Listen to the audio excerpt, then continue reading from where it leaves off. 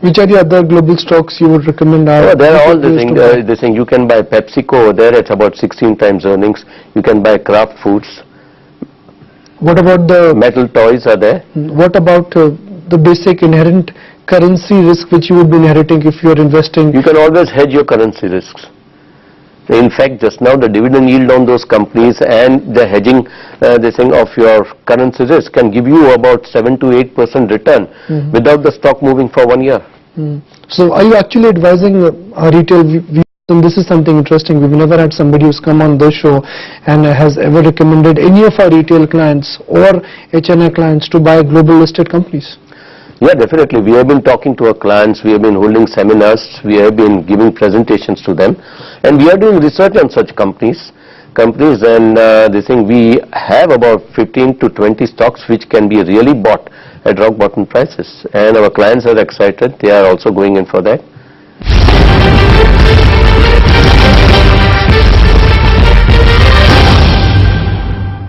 Real estate stocks have corrected, and the general sense on the street is that real estate is a ugly sell.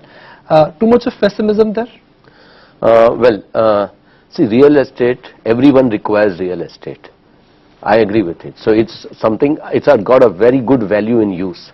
But today now people are saying that real estate companies are there. Let me buy real estate. Now today we know that if I am looking at a business, I should be able to understand the business from a balance sheet. Now today in this country, so much of cash changes hands in all real estate deals, which is a well-known fact. Now how do I know whether the balance sheet is right or not? And you never bought real estate stocks? No. You will never buy real estate stocks? Yes, I would buy real estate, but I will not buy real estate stocks. What about telecom? Same thing, if my mobile bills every day are going down, how is the company going to make money? It's got a fantastic value in use, but I don't know value in exchange. It's like water has got a very good value in use, but a diamond has got very good value in exchange. But when I want something to use, a diamond is not going to be helpful for me. Today you see how a mobile, I would say calls are just failing halfway through. What is it? Because not enough infrastructure development is taking place, because it costs money. These are companies which always require doses of money. And if I am looking at a value from a value investor point of view, I am looking at a business. Would I buy this business? No. If this business is going to be working only for the creditors, not for the shareholders. Oil marketing companies, what about the deep value which is available there? Would you be a buyer in them? Again, the government intervention is there. But the intrinsic asset, everything is there. Everything is there. Can it be unlocked? The government is controlling the prices. What do I do? I would love such businesses. The government FPO drive or government FPO stroke IPO drive, Coal India a big success, MOIL a big success. But now it's the tricky part, because FPOs are about to come from the commodity space. Given that $6 to $7 billion of fresh paper would be pumped in or hit the primary market, do you think liquidity could take a back seat? Yes, liquidity would take a back seat. Plus, when will they hit the markets? Because IPOs, FPOs, they all come in bull markets. Because that is the time those people who come out with IPOs, they believe that I should get rid of my stocks because you have stupid investors willing to pay any price for it. So when bear markets come, definitely these will dry up. But if you really have to strike out 3 names, and I know we've discussed some ideas here, but I would like to revisit some of those names. 3 stocks which you would like to own and you would not like to sell for next 3 years.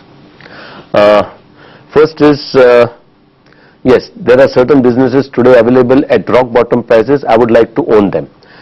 I may not like to sell them just now, not only 3, 5 to 10 years, but you got to be vigilant with those stocks, because business dynamics change. So many factors are responsible. One is I would like is Mphasis Limited. It's going at around 20%. It's available at 11 to 12 times earnings.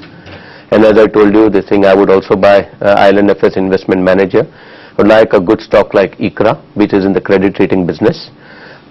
Maybe ICRA just now it's little highly priced, but I would wait for the markets to react and do something wrong with that counter. Why do you like ICRA? Great business. Business very easy to understand. But a boring business also? But I'm not concerned with whether it's boring. It's not boring for me, because if I buy, what a great business that a company goes to ICRA to get its credit rating. Whether they get any credit rating, A or B or C, they have to pay them the fees. A business which requires least amount of capital, just an office space which could be leased out, which your people working, you have a system in place, the company gives you a balance sheet and you tell them that what is their credit rating and they pay you money for that. Right, good investors never shy away from admitting their mistakes. So over the years, which was the biggest mistake of your investing career? There have been lot of mistakes, because in stock markets I always believe that even till today market maker, because we are all learning. So if you ask me, not one mistake, but there have been thousands of mistakes you go on learning over a period of time. So enumerate one example for us. One example was initially when I started my career, maybe I was thinking too ahead of my times. Segal Papers was one which I remember because it was at the start of my career. I like that because, but today you see. One of the recent ones, anything? Recent ones, no, I think there have been no blunders actually, very honestly. Because because we are value investors, once in a way we buy stocks, and that's why if you don't do much, you make also least mistakes. Maybe it could be because of that, not that because we are smart. So if I again have to revisit some of your trades or some of the calls you've taken, in the current year, which is 2010, strike out 3 names for us where you bought those stocks, so you bought those businesses aggressively, and 3 businesses because of valuation restriction, you've been on the sell side. We like the HDFC Bank. See, more than sectors, we go by bottom-up stock picking. Now HDFC Bank has become expensive, so we don't mind giving away with it. Not that something wrong has happened, but I think the stock is overvalued, the business is overvalued. And if someone is willing to pay, such hefty prices for a business like that, then we don't mind giving it away. That's one. Which are the other ones? Now, some of, I think, Glexopharma also was highly overvalued. We gave that away. And from which others,